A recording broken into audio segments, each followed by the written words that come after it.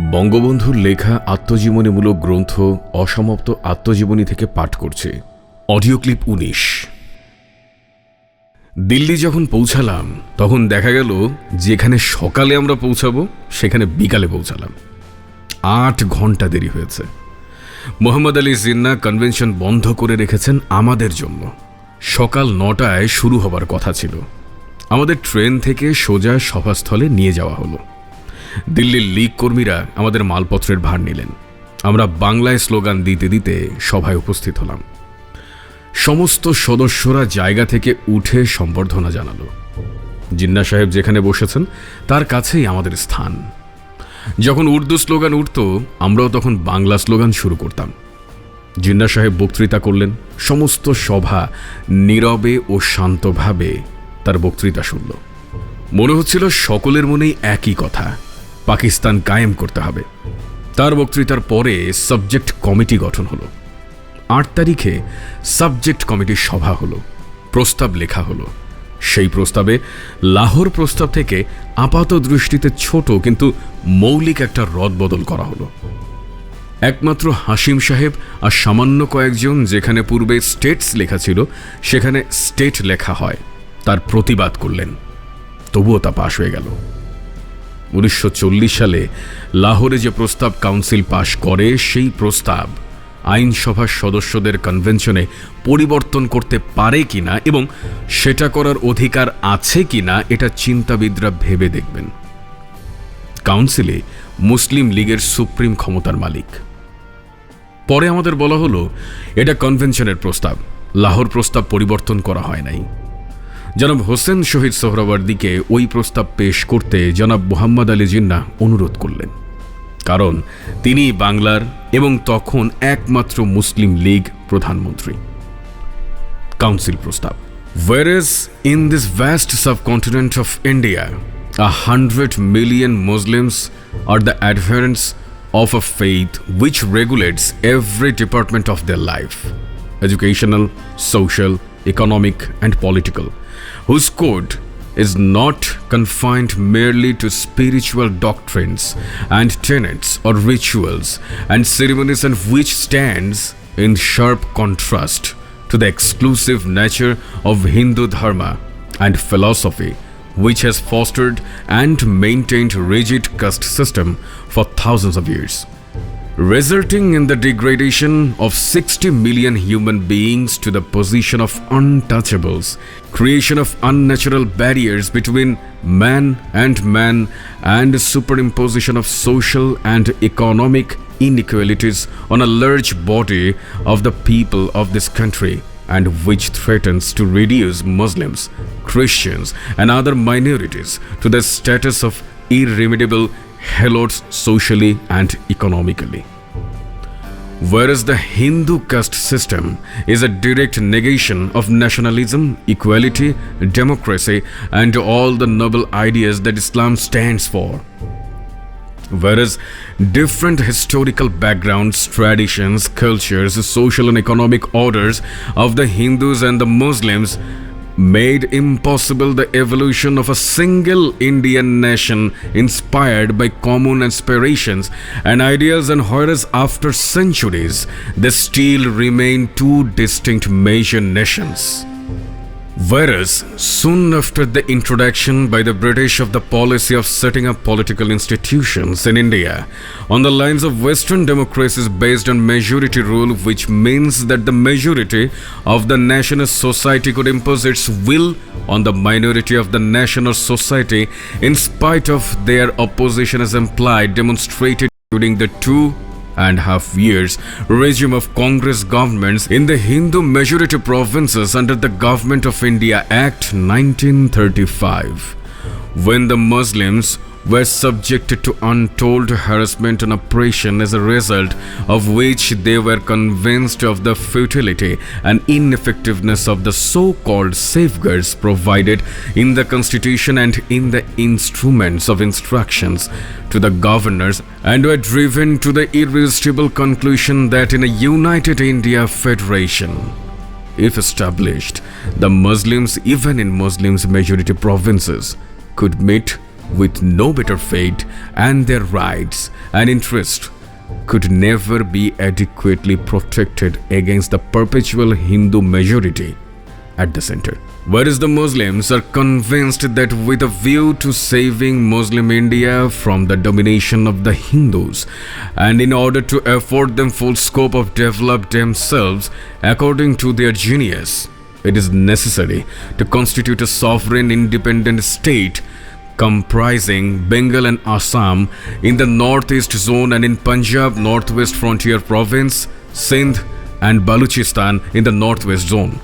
This convention of the Muslim League legislators of India, central and provincial, after careful consideration, hereby declares that the Muslim nation will never submit to any constitution for a united India and will never participate in any single constitution making machinery set up for the purpose, and any formula devised by the British government for transferring power from the British to the people of India, which does not conform to the following just and equitable principles calculated to maintain internal peace and tranquility in the country, will not contribute to the solution of the Indian problem. 1.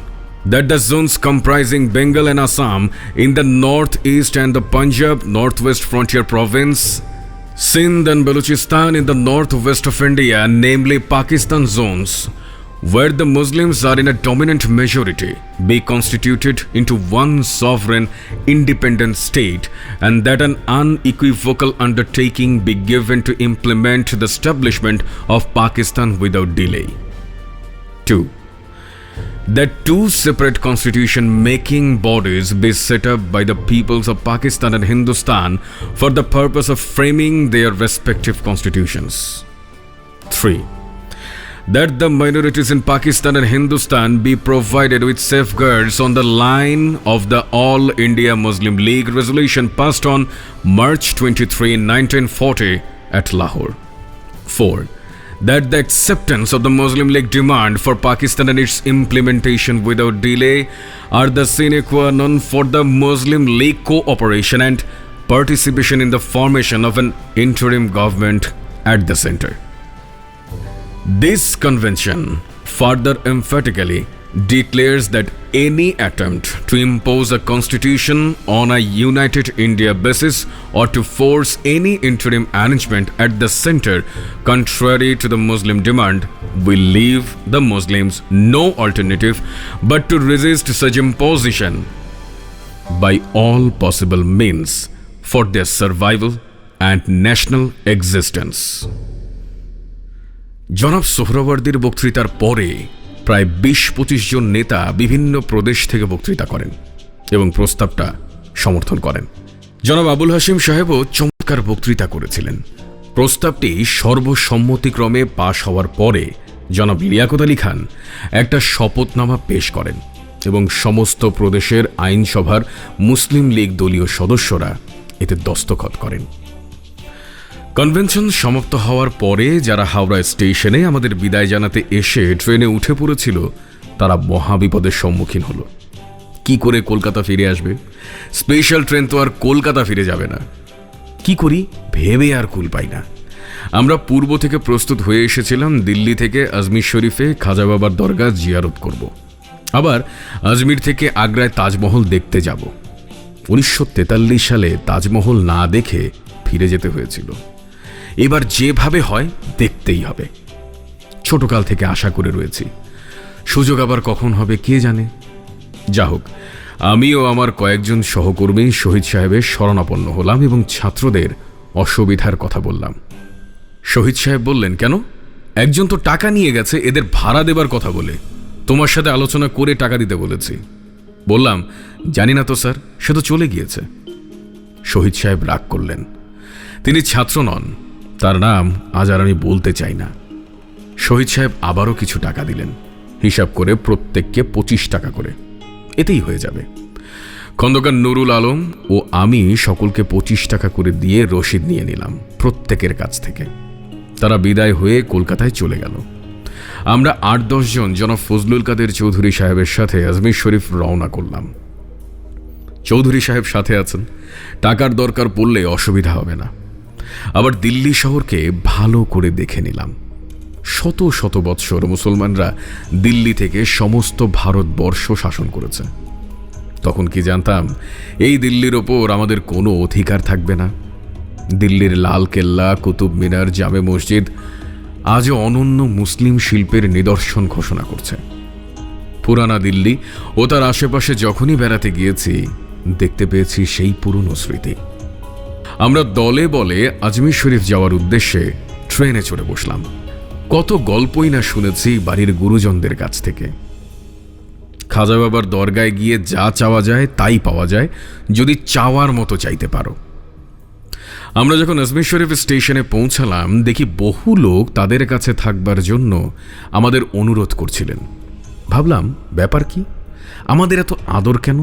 আমরা কারো দাওয়াত কবুল করছি না, কারণ চৌধুরী সাহেবই আমাদের প্রতিনিধি। তিনি যা করবেন তাই আমাদের করতে হবে। তিনি মালপত্র নিয়ে প্রথম শ্রেণী থেকে নেমে আসলেন এবং একজন ভদ্রলোককে বললেন, চলুন, আপনার ওখানেই যাওয়া যাবে। তিনি তাড়াতাড়ি গাড়ি ডেকে আমাদের নিয়ে চললেন। আমাদের জন্য কামরার অভাব নাই। গোসল করলাম, খাওয়া দাওয়া করলাম, পরে বুঝতে পারলাম এরাই খাদেম। আজমির শরীফের খাদেমদের যথেষ্ট ভদ্রতাবোধ আছে দেখলাম। তারা কিছুই চেয়ে নেয় না। থাকার বন্দোবস্ত করবে, খাবার বন্দোবস্ত করবে, সাথে লোক দেবে। যে খরচগুলি করার একটা নিয়ম আছে সেগুলোই শুধু আপনাকে দিতে হবে। ফিরে আসার সময় আপনি যা দিবেন তাই তারা গ্রহণ করবে। শুনেছি যেই টাকা তারা গ্রহণ করে তার একটা অংশ নাকি দিতে হয় দরগা কমিটিকে, কারণ দরগা কমিটির যথেষ্ট খরচ আছে। খাজা বাবার দরগায় কোনো লোক না খেয়ে থাকে না, পাক হতে থাকে, মানুষ খেতে থাকে। আমরা দরগায় রওনা করলাম। পৌঁছে দেখি এলাহি কাণ্ড। শত শত লোক আসে আর যায়। সেজদা দিয়ে পড়ে আছে অনেক লোক, চিৎকার করে কাঁদছে। কারো কারো বা দুঃখে দুই চক্ষু বেয়ে পানি পড়ছে। সকলের মুখে একই কথা, খাজা বাবা দেখা দে। খাজা বাবার দরগার পাশে বসে হারমোনিয়াম বাজিয়ে গান হচ্ছে।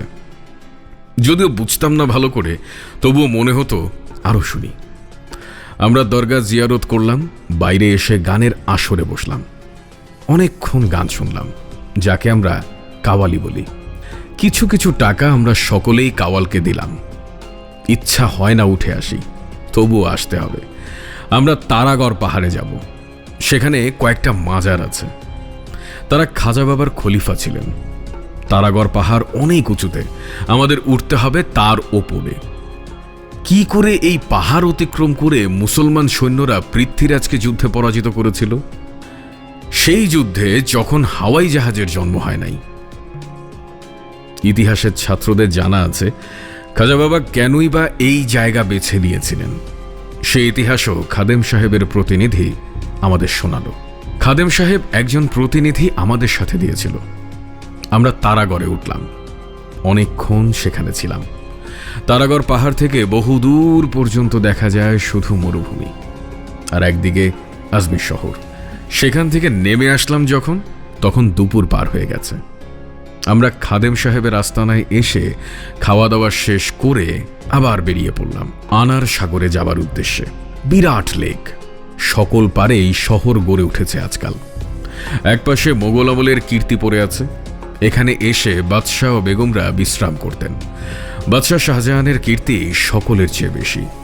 বাদশাহ ও বেগম যেখানে থাকতেন সে জায়গাটা আজও আছে, সাদা মরমর পাথরের দ্বারা তৈরি।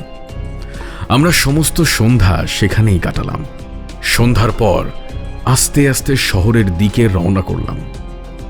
পানির দেশের মানুষ আমরা, পানিকে বড় ভালোবাসি। আর মরুভূমির ভিতর এই পানির জায়গাটুকু ছাড়তে কত যে কষ্ট হয়। আমাদের বন্ধুদের মধ্যে একজন বলেছিল, রাতটা এখানে কাটালে কেমন হয়? সত্যিই ভালো হতো, কিন্তু উপায় নাই। রাতে কাউকেও থাকতে দেওয়া হয় না এই জায়গাটায়। আবার থাকতে চেষ্টা করলে যদি পুলিশ বাহাদুররা গ্রেফতার করে নিয়ে যায়, তবে কে এই বিভুই বিদেশে আমাদের হাজত থেকে রক্ষা করবে?